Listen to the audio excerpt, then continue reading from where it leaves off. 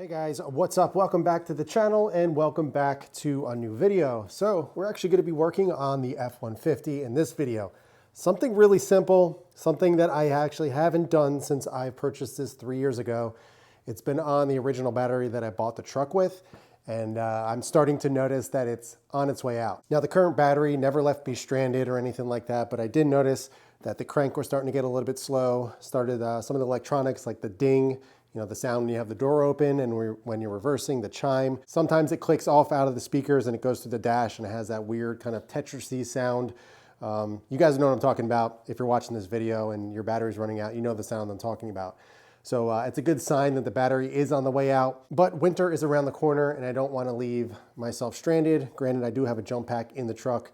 I'd much rather replace it now than wait till it leaves me stranded. So in this video, I just want to go over the different battery choices, which one you need, and ultimately how to install it.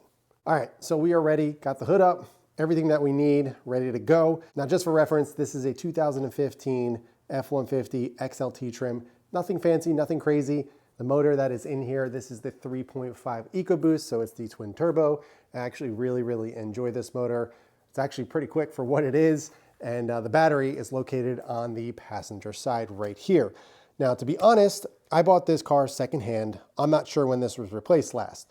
Now, I don't even know what battery it is, to be completely honest. Oh, it's a AAA battery. So this is kind of the first time I've even looked at it. So obviously not the stock battery. The stock battery comes with the Motorcraft one. So this has been replaced at some point. But my guess, this is probably at least 5 to 7 years old because I knew the previous owner. And I know that he did not replace the battery. So, and he had the truck for, I think 3 or 4 years. So obviously it was the previous owner before him that changed this battery. So it's definitely on its way out and we are good to go ahead and replace it. So the battery that I chose is a Duralast Gold. Now there's one step above this called the Duralast Platinum. I was looking at that one and it was about 30 or 40 extra bucks. So really not that much more. The only difference was the actual cold cranking amps. I believe it was at 760, this one's at 730. Main reason I didn't go with the Platinum is because it wasn't in stock. The Gold was, and this one actually had more positive reviews than the Platinum. So I was like, hey, why not save a few bucks and go with the Golds? I did look at the Motorcraft from Ford, the stock one. I couldn't find any in stock. And if they were a lot of money for a stock battery. So I was like, you know what? Let me go with one that obviously has some great reputation and obviously is a little bit cheaper. So this one was like 230 bucks or so after tax and all that, so not too bad. Or on the expensive side, I saw a few of them that were pretty darn cheap, like under 100 bucks at Walmart or something. I picked this up from AutoZone, and this is just the one I ended up choosing.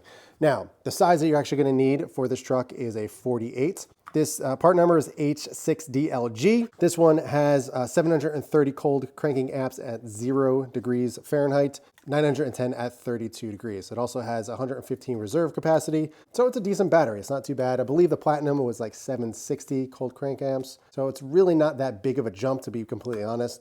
And for what this truck is, I really don't need that extra power. So what we're actually gonna need in terms of tools is pretty simple. We're going to be needing a 10 millimeter for the actual terminals. And then over here, we're gonna be needing an 8 millimeter. That's it. That's all the tools you need. Really simple. So let's get everything together and get this battery out. All right, so we're gonna go ahead and get started on the removal. Now, the first thing we wanna remove is the negative terminal. So we're gonna go ahead and get our 10 millimeter,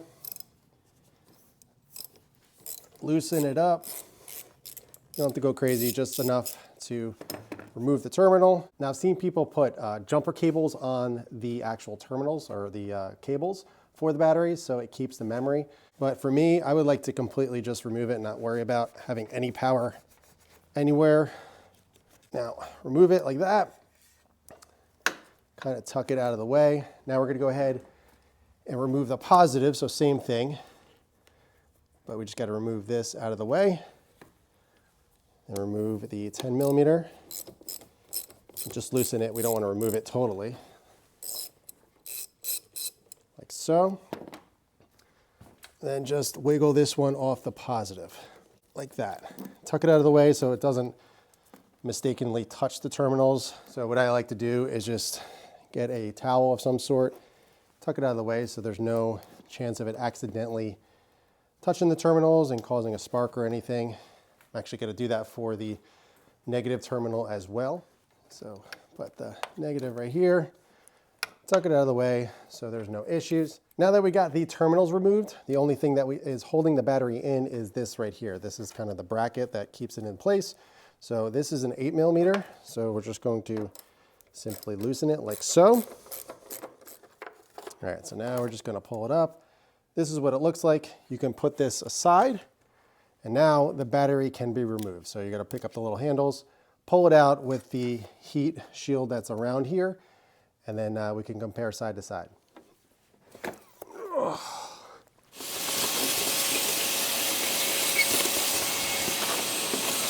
All right, so here are the batteries side by side. Not much, actually no corrosion at all, just a little dirty. This side has a little bit of corrosion, but to be expected for however long this was in here, which is probably a decent amount of time. But as you can see, we got the same amount of cranking amps, 730, 730. This one actually has 120 reserve capacity, whereas this one has 115.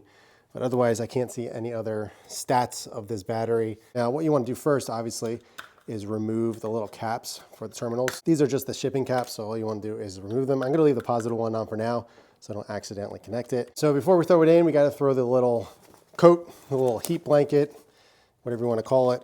It simply just slips right on in like so. Simple as that, and then we can throw it in the truck. Also, another little quick note, I ended up cleaning out the little battery compartment here as well. Just did a quick vacuum, which I showed you guys, and then I just wiped it down with some cleaner inside, so it's all clean. Might as well when you're there. All right, so now that we got that in there, we can take this little bracket and pop it back into place. So it's kind of shaped like a V.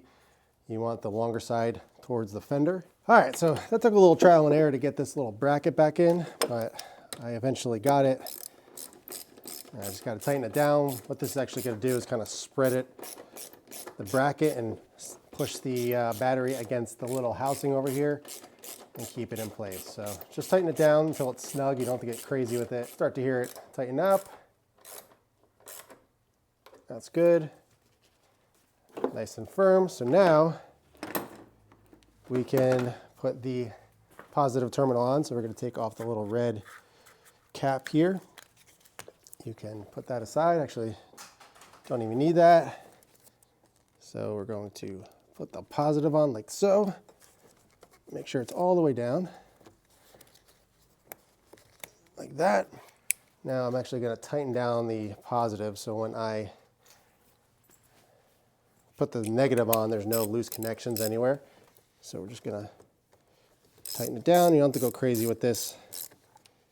Same thing, just nice and snug like that. Cover it up. Now we can put the negative on. You may see a little spark, but just put it on quickly. Tighten it up.